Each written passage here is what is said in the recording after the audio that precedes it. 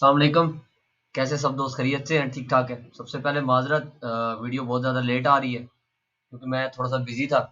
खैर, शुरू करते हैं कि पिछली वीडियोस में हम लोग डिस्कस किया था प्राइस डिलीवरी एल्गोरिदम को, जिसमें हमने कंसोलिडेशन, एक्सपेंशन, रिट्रेसमेंट और रिवर्सल पढ़े थे। तो जैसा कि आप सब दोस्तों को पता है कि वीडियो सीक्वेंस में आ रही हैं। अगर किसी दोस्त को कोई प्रॉब्लम है तो वो कमेंट भी कर सकता है, और अगर नहीं देखी तो पिछली वीडियो लाजमी तौर पे देखे ताकि अगली वीडियो समझ में आ सके। आज थोड़ी सी ना हम लोग डिस्कशन करेंगे ट्रेडिंग रेंजेस के ऊपर कि ट्रेडिंग रेंजेस का मतलब क्या होता है, और इसको हम लोग अपनी ट्रेडिंग में यूटिलाइज कैसे करते हैं। देखें, हमें जब भी मार्केट में इंटर होना होता है ना, हमारे पास कोई पॉइंट्स होने चाहिए कि हमने ना एक स्टोरी बिल्ड करनी होती है कि मार्केट नेक्स्ट मूव कहाँ से कहाँ कर सकती है, और उसके लिए हमें हमारे पास जो पिछली रेंजेस होती है ना, उसको हम यूटिलाइज करते हैं अपने एनालिसिस के अंदर ना। अब रेंजेस होती क्या है कि जब प्राइस कोई भी एक्सपेंशन मूव देता है ना, वो एक्सपेंशन मूव, अब एक्सपेंशन मूव हमने पिछली वीडियो में डिस्कस किया है कि जो उस ट्रेंड की मेजर मूव होगी, जो उस ट्रेंड की डायरेक्शन में मूव होगी, वो हमारी ऐसा समझ ले एक्सपेंशन मूव होगी, और एक्सपेंशन मूव ही हमारी ट्रेडिंग रेंज होगी। ठीक हो गया। अब ट्रेडिंग रेंजेस देख लेते हैं थोड़ी सी ना, कि बुलिश ट्रेडिंग रेंजेस कैसे होती हैं। लेट्स सपोज मार्केट बुलिश हुई, ये ब्रेक ऑफ स्ट्रक्चर किया यहाँ पे, मार्केट बुलिश हुई, तो अब मार्केट यहाँ पे ठहर गई या रिवर्स कर रही है। ठीक है, तो मेरे पास नेक्स्ट बायर अपॉर्चुनिटी मुझे कहाँ पे मिलेगी, इस लो से इस हाई के दरमियान जितने भी मेरे पीडी रेस पड़े होंगे, पीडी रेस से मुराद के मेरे order blocks, fair value gaps वगैरह पड़े होंगे बुलिश, वहां से मैं बुलिश एंट्री फाइंड करने की कोशिश करूंगा, तो ये मेरी ट्रेडिंग रेंज बन जाएगी। सिंपल और सादा, इस पे कोई इसको कम्प्लेक्स नहीं करते। ठीक है, जब मार्केट रिवर्सल कर रही है तो रिवर्सल ये कहाँ तक कर सकती है, हम वहाँ पे अपने पीडी मार्क कर लेंगे इस रेंज के अंदर, इस रेंज के अंदर, और फिर मार्केट बाय निकल जाएगी। ठीक है, अभी ट्रेडिंग रेंजेस कैसे हम लोग देखते हैं कि अब मार्केट यहाँ पे खड़ी है, अब एक मेरे पास ट्रेडिंग रेंज ये खड़ी है, एक मैं इसको इस एरिया से इस एरिया के दरमियान में मार्क करूंगा, और दूसरी मेरी ट्रेडिंग रेंज होगी इससे ले इस पॉइंट से लेके इस पॉइंट तक। ये दोनों मेरी ट्रेडिंग रेंजेस होंगे, मेरे पॉइंट ऑफ इंटरेस्ट होंगे। इन दोनों के अंदर मैं बुलिश अपॉर्चुनिटीज फाइंड करूंगा। अभी दोस्त कहेंगे कि अभी आपने कहा है कि यार जो ट्रेंड की एक्सपेंशन मूव होती है, तो एक्सपेंशन मूव ये हुई, फिर रिट्रेसमेंट हुई, फिर उसने एक्सपेंशन मूव दे दी, तो नेक्स्ट ट्रेडिंग रेंज तो ये होनी चाहिए, बिल्कुल ये होनी चाहिए। मार्केट यहीं से ही पलटेगी, लेकिन मार्केट को लिक्विडिटी भी चाहिए होती है, जिसकी वजह से मार्केट मूव करती है। अगर मार्केट में लिक्विडिटी ना हो तो मार्केट एक जगह पे रेंज करती रहती है, एक जगह पे कंसोलिडेशन के अंदर पड़ी रहती है, तो मार्केट को एक पॉइंट से दूसरे पॉइंट पे सफर करने के लिए लिक्विडिटी चाहिए होती है। ठीक है, तो जब पहले तो जब मार्केट ने स्ट्रक्चर शिफ्ट किया तो ये ट्रेडिंग रेंज होगी, फिर मैं इस ट्रेडिंग रेंज के अंदर अपने बुलिश पीडी रेस फाइंड करके बुलिश एंट्री लूंगा। ठीक है, और जब मार्केट इस पॉइंट पे रुक जाएगी या यहाँ से रिवर्सल या रिट्रेसमेंट करनी शुरू कर देंगे, तो मेरे पास अगली ट्रेडिंग रेंज बन जाएगी। इस एक रेंज होगी इस लो से इस हाई के दरमियान, और एक रेंज होगी इस लो से इस हाई के दरमियान।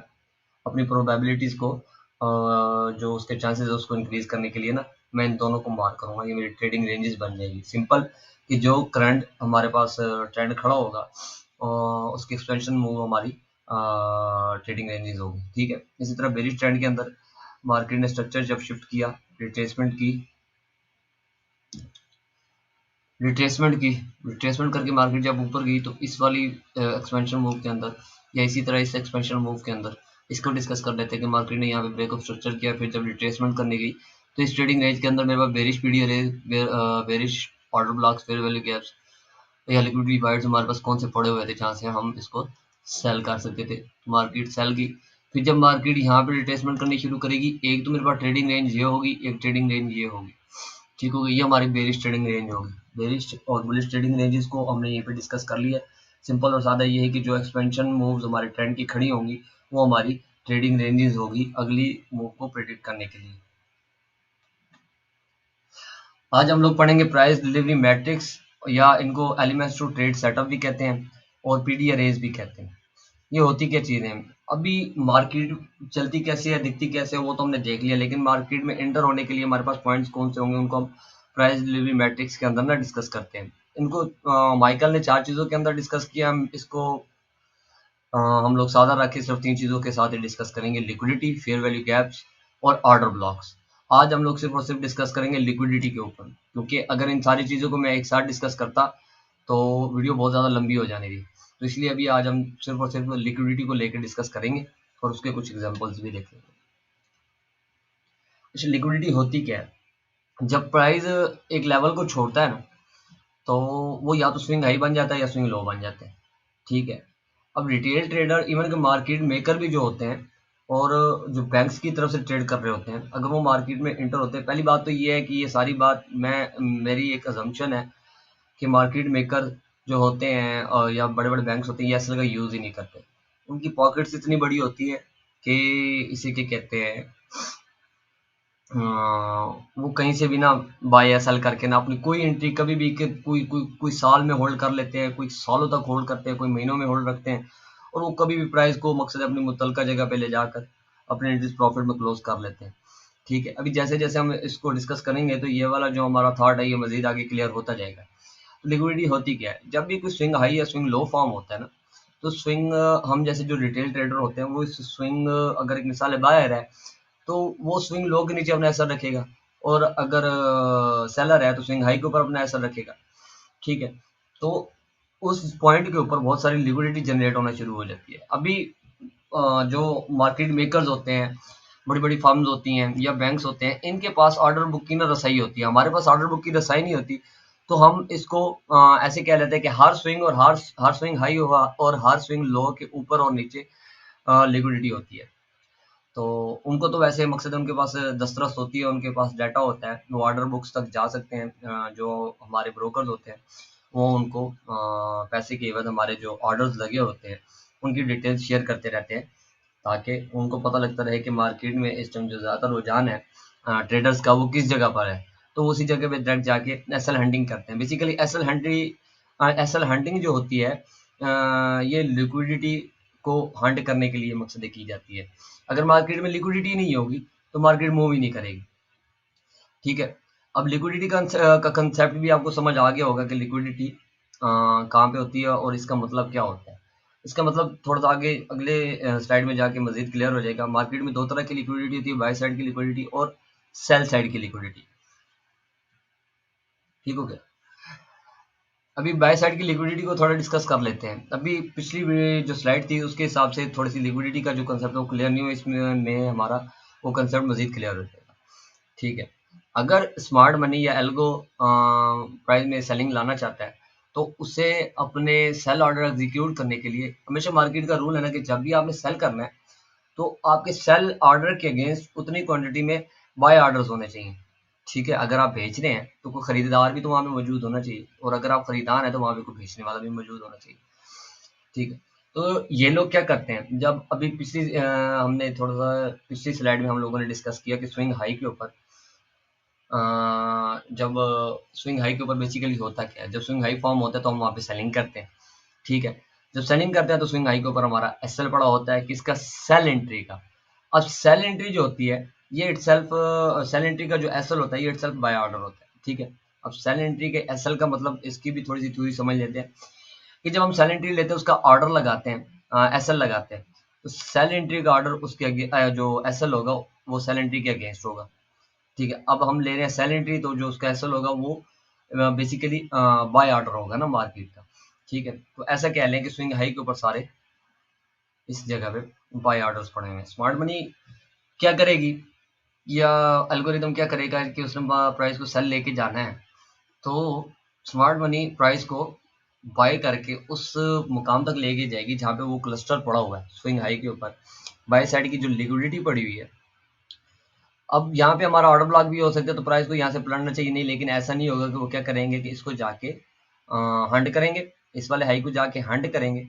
अब वो जो सेल एंट्रीज के जो एसएल लगे हुए हैं वो बाय ऑर्डर्स होते हैं। अब वो बाय ऑर्डर्स का फ्लो जब मार्केट में होगा तो वहां पे स्मार्ट मनी तेजी से स्पीड से सेल करेगा और मार्केट में आपको एक डाउन मूव देखने को मिलेगी।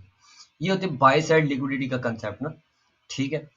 और इसी तरह हम सेल साइड लिक्विडिटी को डिस्कस कर लेते हैं कि स्विंग लो जब भी फॉर्म होता है तो हमारे जैसे रिटेल ट्रेडर जब बाय करते हैं, स्विंग लो फॉर्म होता है तो हम लोग बाय करते हैं, और जब भी हम लोग बाय करते हैं तो हमारा एसएल कहाँ होता है, स्विंग लो के नीचे होता है, रिसेंट स्विंग लो के नीचे होता है। स्मार्ट मनी क्या करती है, कि प्राइस को दोबारा उस स्विंग लो के नीचे लेके जाती है। अब यहाँ पे मेरे ऑर्डर लग मैं अपनी बात कर तो यहाँ पे मैंने बाय किया था, मैंने बाय का एसएल रखा हुआ था, इस ऐसा एसएल रखा हुआ था इस लो के नीचे।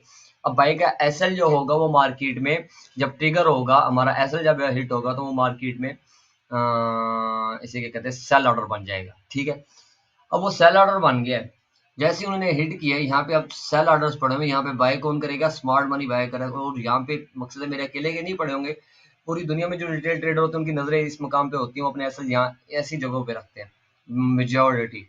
ठीक है, जिनको मकसद है इस कंसेप्ट का पता नहीं है तो वो अपने एसेट ऐसे एरियाज में रखते हैं।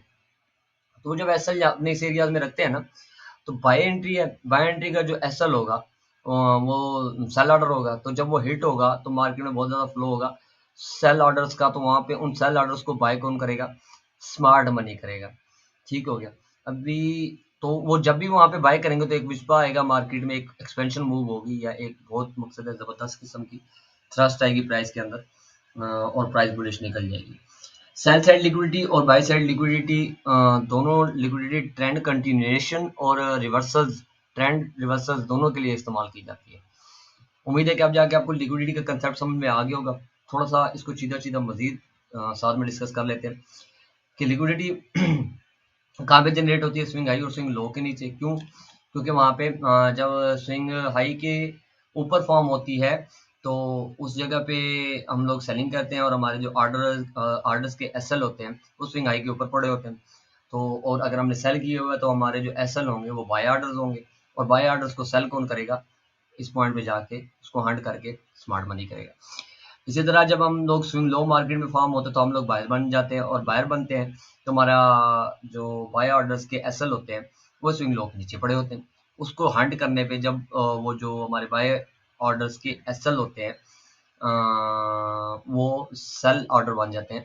ठीक है, तो उन सेल ऑर्डर्स को बाय कौन करता है, स्मार्ट मनी वहां पे बाय करता है। ये ट्रेंड कंटिन्यूएशन और ट्रेंड रिवर्सल दोनों के लिए दोनों टाइप की लिक्विडिटी यूज की जाती है। अब इसको थोड़ा सा चार्ट में डिस्कस कर लेते हैं। मैं चाहता तो इसको अलग-अलग बहुत सारी चीज़ों के साथ अलाइन करके मुख्तलिफ चार्ट्स के ऊपर भी डिस्कस कर लेता, लेकिन चूंकि मैंने एक एम रखा हुआ है कि हम लोग इसको मेजर्स के ऊपर साथ साथ डिस्कस करेंगे, और मैं कोशिश करता हूँ कि एक पिक्चर के अंदर ही जितनी सारी चीज़ें आ जाएं उसको कवर कर लिया जाए। अभी चूंकि मैंने बताया कि by side liquidity sell side liquidity, इसको ये हंट होती है तो मार्केट में मूवमेंट होती है, ये हंट ना हो तो मार्केट में मूवमेंट नहीं होती। ठीक है, और इसको ट्रेंड रिवर्सल और ट्रेंड कंटिन्यूएशन दोनों के लिए इस्तेमाल किया जाता है। ठीक है, अभी trend continuation by side liquidity को चेक कर लेते हैं हम लोग कि मार्केट सेल ट्रेंड में आ रही थी, यहाँ पे कंसोलिडेट की। अभी पिछली वीडियो में मैंने आपको बताया था कि कंसोलिडेशन इटसेल्फ एक रिट्रेसमेंट होती है। ठीक है, तो मार्केट ने दोबारा एक्सपेंशन मूव दी, ये छोटे छोटे स्विंग हाई पड़े हुए, प्राइस फ्रैक्टल है, प्राइस फ्रैक्टल है। मैं अब ये H4 का चार्ट के ऊपर डिस्कस कर रहा हूँ, तो ये H1 या M30 के यहाँ पे स्विंग हाइस पड़े हुए हैं ना। ठीक है, तो जरूरी अब मेरी एक ट्रेडिंग रेंज ये होगी, साथ साथ रेंजेस को भी डिस्कस कर लेते हैं कि इस हाई से इस लो के दरमियान ट्रेडिंग रेंज होगी। मार्केट ने क्या किया, हमारे प्रीमियम एरिया में गई नहीं, मार्केट यहीं से सेल निकल गई। डिस्काउंट और प्रीमियम एरिया हम लोग इंशाल्लाह ब्याज के चैप्टर में डिस्कस करेंगे।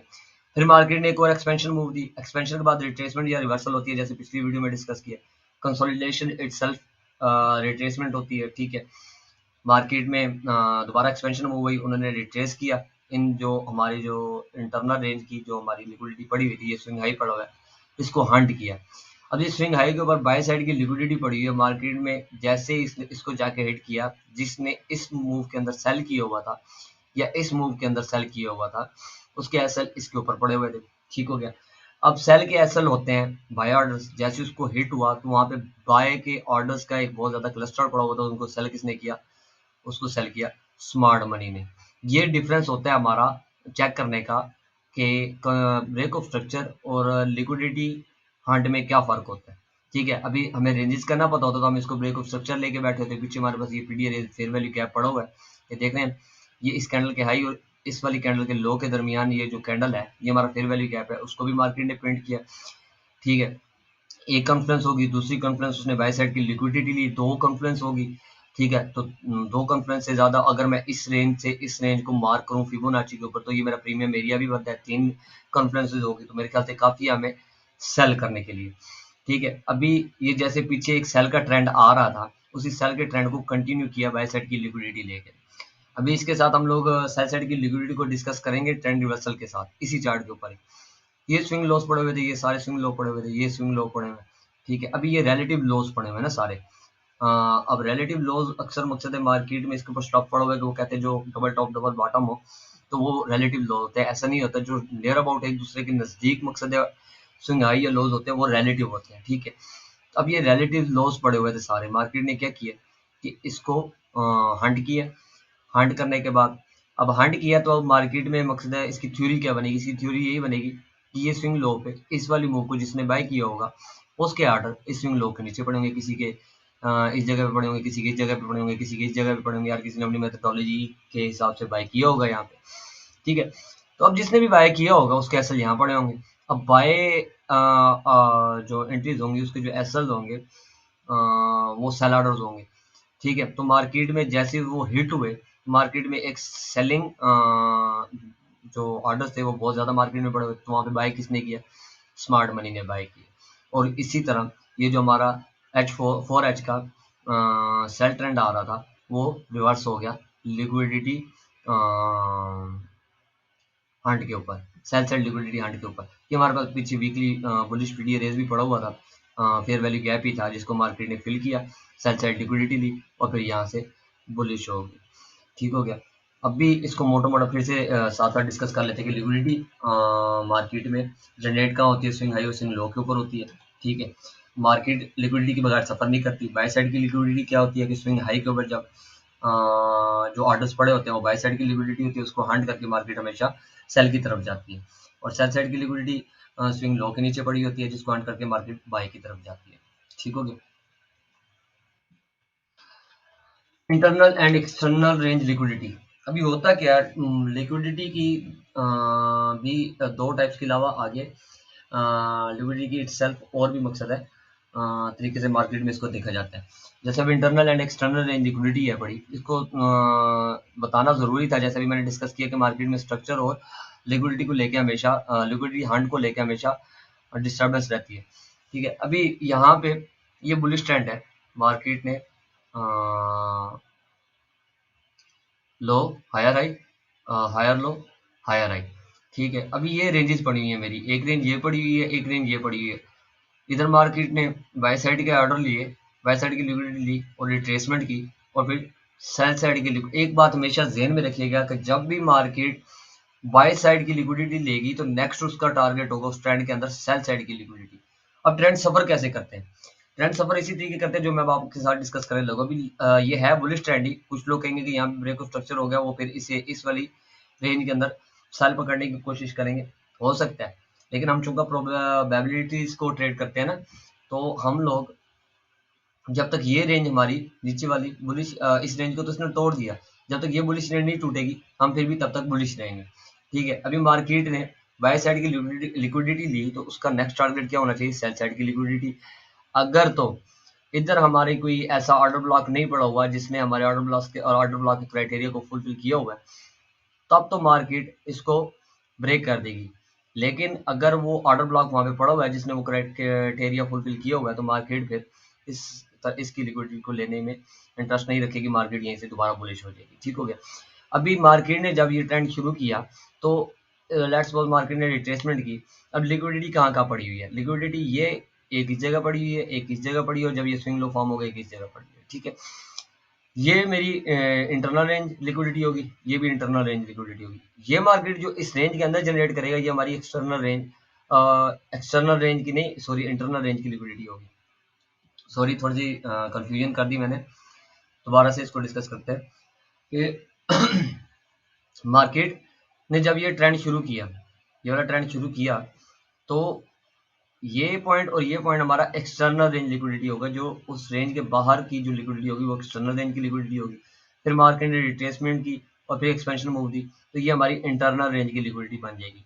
बुलिश ट्रेंड के अंदर मार्केट क्या करती है कि जो एक्सटर्नल रेंज की लॉस की लिक्विडिटी होती है, एक्सटर्नल रेंज की जो सबसे लोअर लिक्विडिटी पड़ी होती है उसकी रिस्पेक्ट करती रहती है, इंटरनल रेंज की लो की लिक्विडिटी उड़ाती है और एक्सटर्नल रेंज के हाइज की लिक्विडिटी उड़ाते हुए बुलिश ट्रेंड कंटिन्यू करती है। इसी तरह सेल ट्रेंड की अगर बात की जाए तो मार्केट सेल ट्रेंड के अंदर जो हमारी एक्सटर्नल रेंज के हाई की लिक्विडिटी होती है, एक्सटर्नल हाई की जो लिक्विडिटी होती है उसको ग्रैब नहीं करती, उसके अंदर जो इंटरनल रेंज की हाईज की लिक्विडिटी होती है उसको ग्रैब करती है, और एक्सटर्नल रेंज की लॉस की लिक्विडिटी को ब्रीच करती हुई सेल ट्रेंड कंटिन्यू करती है। और मार्केट जब भी इसे क्या कहते हैं बाय साइड की लिक्विडिटी लेगी तो उसे सेल साइड की लिक्विडिटी लेना लाजमी होगा।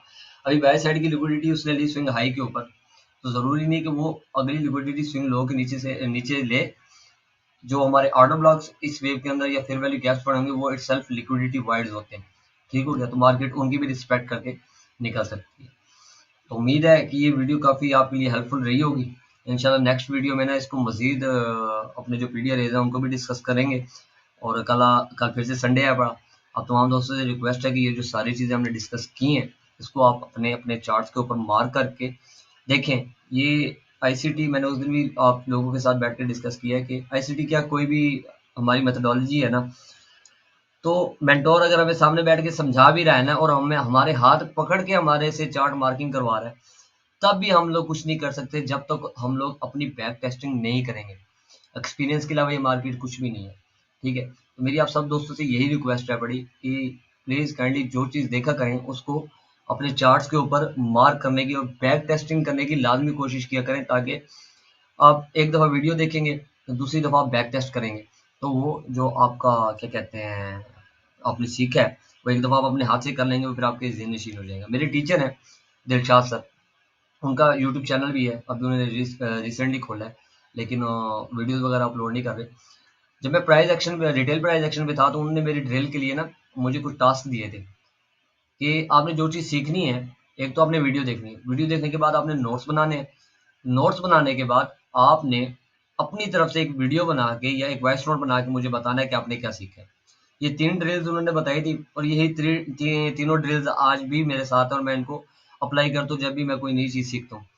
वो कहते हैं कि यार एक दफ़ा आप वीडियो देखोगे, कुछ चीज़ आपके ज़हन के अंदर आ जाएगी, दूसरी दफ़ा जब आप उसको मार्क करोगे, बैक टेस्ट करोगे या लिखोगे, तो वो मकसद है उसका जो कंसेप्ट है वो मज़ीद क्लियर हो जाएगा। तीसरी दफ़ा जब आप किसी को बताओगे, तो वो आपका कंसेप्ट बिल्कुल कभी ना आपके ज़हन से ना निकलेगा, कभी नहीं निकलेगा आपके ज़हन से।